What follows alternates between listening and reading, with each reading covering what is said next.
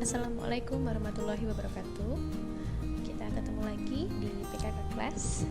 Hari ini kita akan membahas tentang cara perhitungan BEP atau Break Even Point.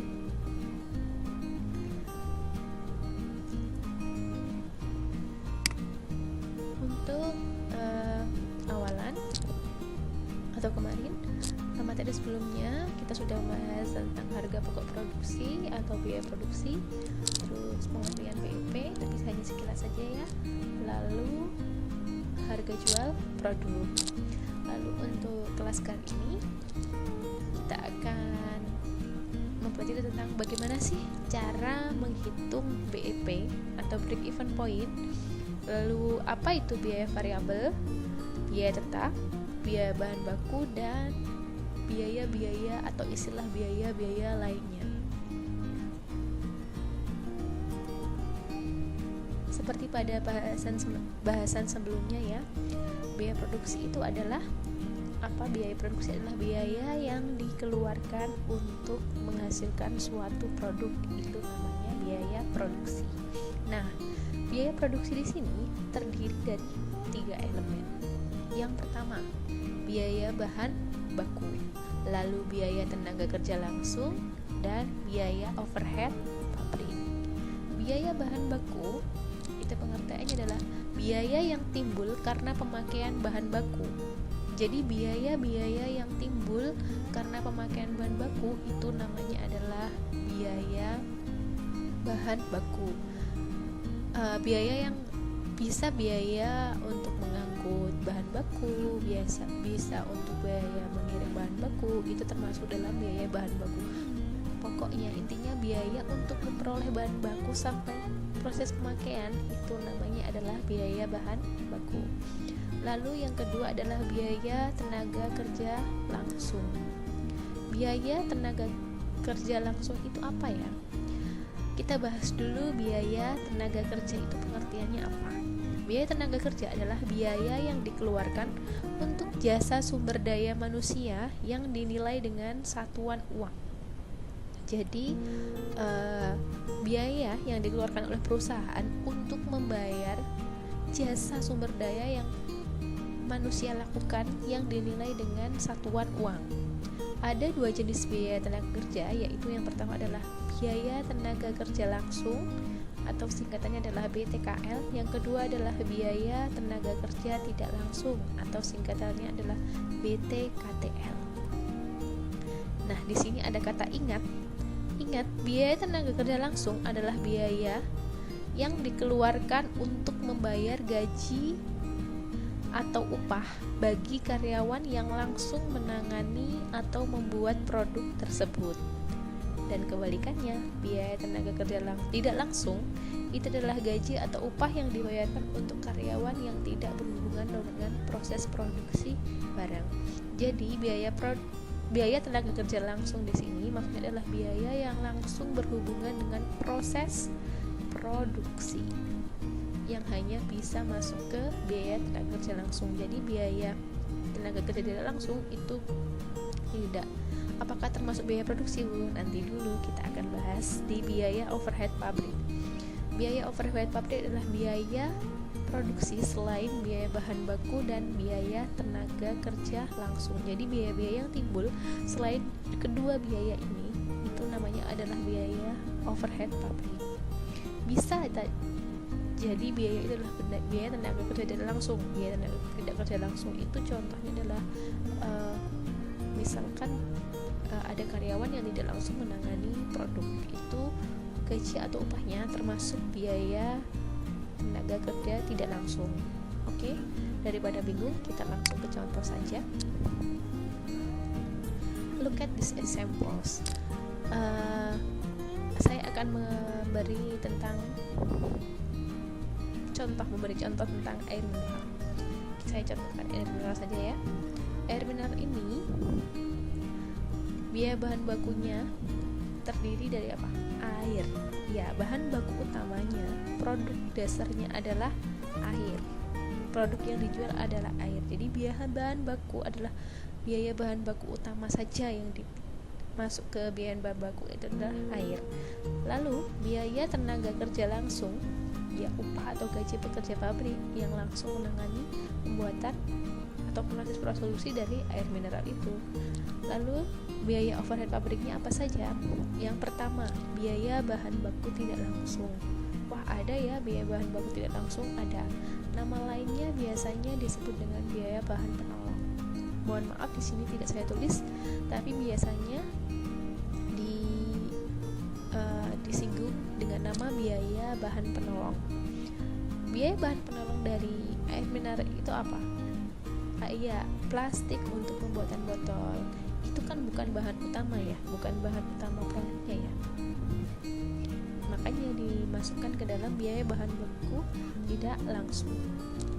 Lalu yang kedua adalah biaya tenaga kerja tidak langsung. Misalkan gaji mandor, ya mandor kan tidak memproduksi, hanya mengawasi.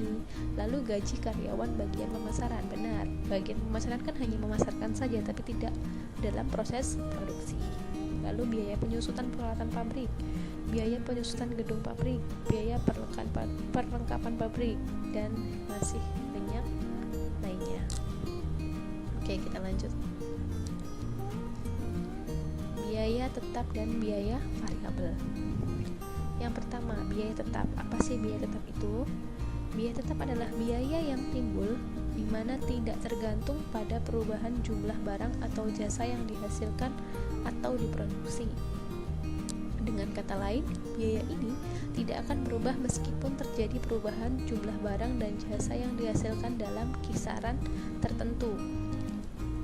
Biaya yang timbul di mana tidak tergantung pada perubahan jumlah barang atau jasa yang dihasilkan atau diproduksi. Bisa digarisbawahi ya, tidak tergantung pada perubahan jumlah barang atau jasa yang dihasilkan atau diproduksi. Jadi biaya tetap ini akan tetap ada atau tidak terpengaruh pada perubahan jumlah barang atau jasa yang dihasilkan atau diproduksi. Jadi meskipun ada produksi atau tidak ada produksi, biaya tetap ini tetap ada. Kita lihat contohnya saja ya. Contohnya seperti uang sewa gedung. Meskipun tidak ada proses produksi, apakah sewa uang gedung tidak dibayar? Kan tetap dibayar sesuai dengan perjanjian selama masih dalam masa sewa.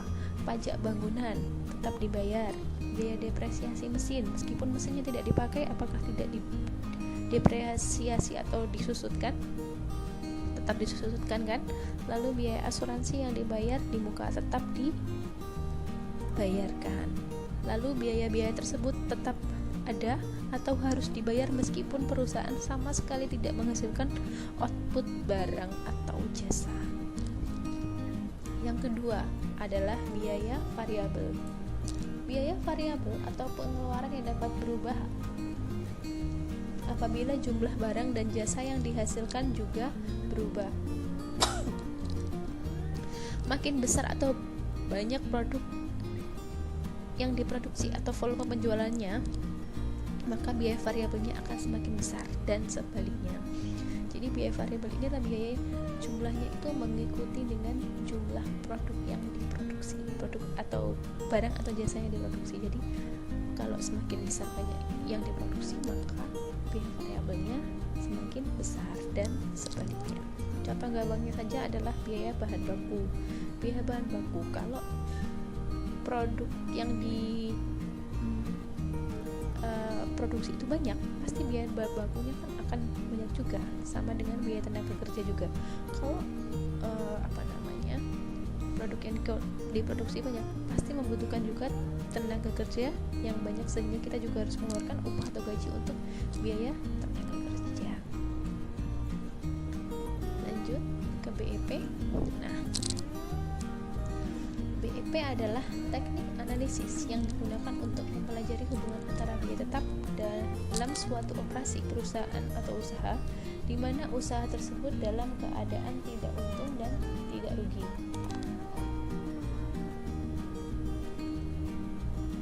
Di sini tertulis penghasilan sama dengan total biaya produksi.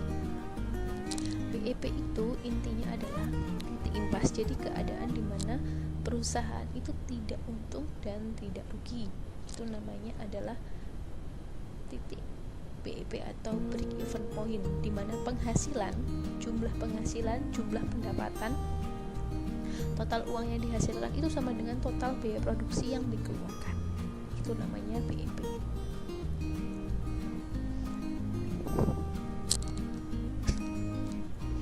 Oke, rumus perhitungannya BEP sudah kita bahas kemarin. BEP ada dua rumus perhitungannya, yaitu harus menghitung BEP unit dan BEP rupiah. Kalau ingin menghitung BEP unit, itu rumusnya ini, total biaya tetap dibagi dengan harga jual per unit dikurangi biaya variabel per unit. Lalu untuk menghitung BEP rupiah, total biaya tetap dibagi dengan harga jual per unit dikurangi biaya variabel per unit baru dikalikan dengan harga jual per unit.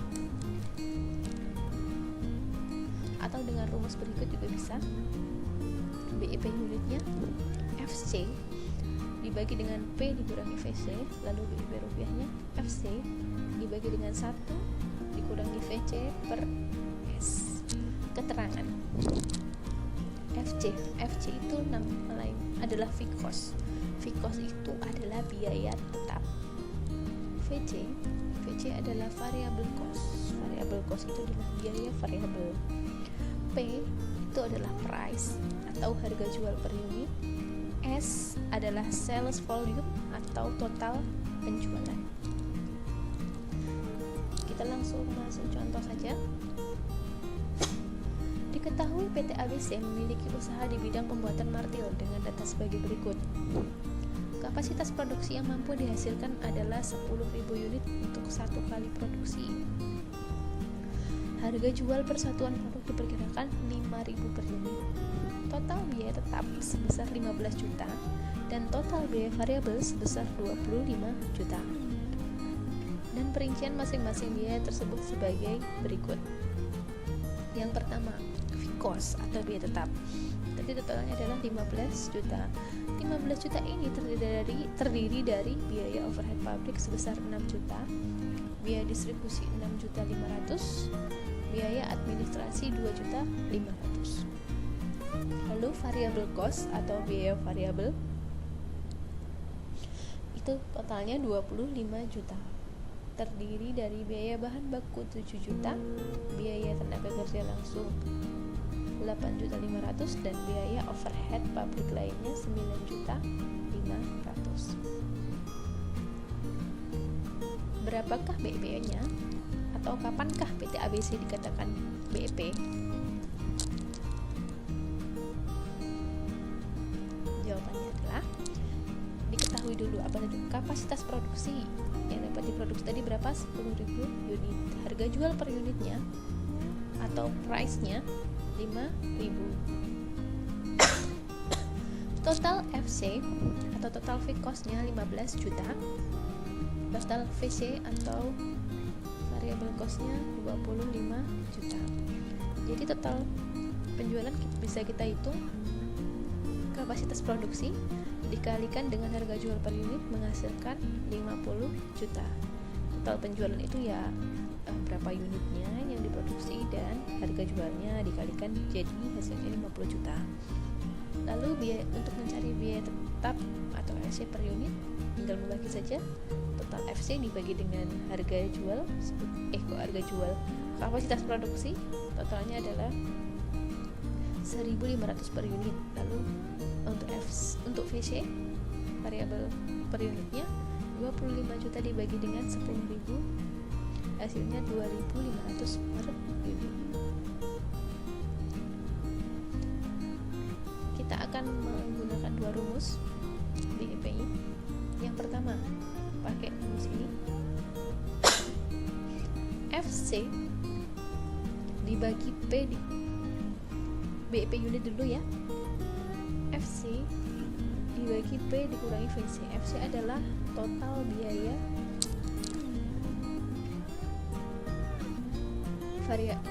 fixed cost atau total biaya tetap 15 juta dibagi dengan P adalah price, harga per unit tadi, lalu dikurangi VC. VC di sini adalah perlu diingat VC untuk VC biaya variabel per unit bukan total. Jadi nanti hasilnya adalah 6.000 unit. Lalu BEP BEP rupiah. FC dibagi 1 dikurangi VC dibagi S. 15 juta dibagi dengan 1 dikurangi dikurangi 25 juta dibagi 50 juta. Nah, perbedaannya VC di sini dan di sini berbeda ya. VC, kalau VC di BEP rupiah itu VC yang total dibagi dengan S atau sales volume, lalu hasilnya adalah 30 juta. Lalu dengan rumus kedua, BEP unit, total biaya tetap dibagi dengan harga jual per unit dikurangi biaya variabel per unit adalah 15 juta dibagi dengan 5.000 dikurangi 2.500, hasilnya adalah 6.000. Lalu BEP rupiahnya, total biaya tetap dibagi dengan harga jual per unit dikurangi biaya variabel per unit dikalikan dengan harga jual per unit, hasilnya adalah 30 juta. Sama kan? Mau pakai rumus manapun tetap sama nanti hasilnya. Dan kesimpulannya, PT ABC harus menjual sebanyak 6.000 unit atau dengan mendapatkan omset penjualan sebesar 30 juta rupiah untuk sampai pada titik impas atau BEP.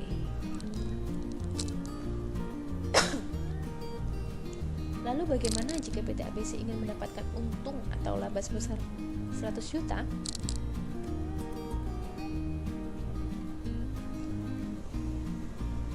PT ABC menginginkan laba sebesar 100 juta. Kemarin kita sudah bahas ya, bagaimana sih cara menghitung jumlah produk yang harus diproduksi dan dijual jika perusahaan menginginkan laba sesuai keinginan.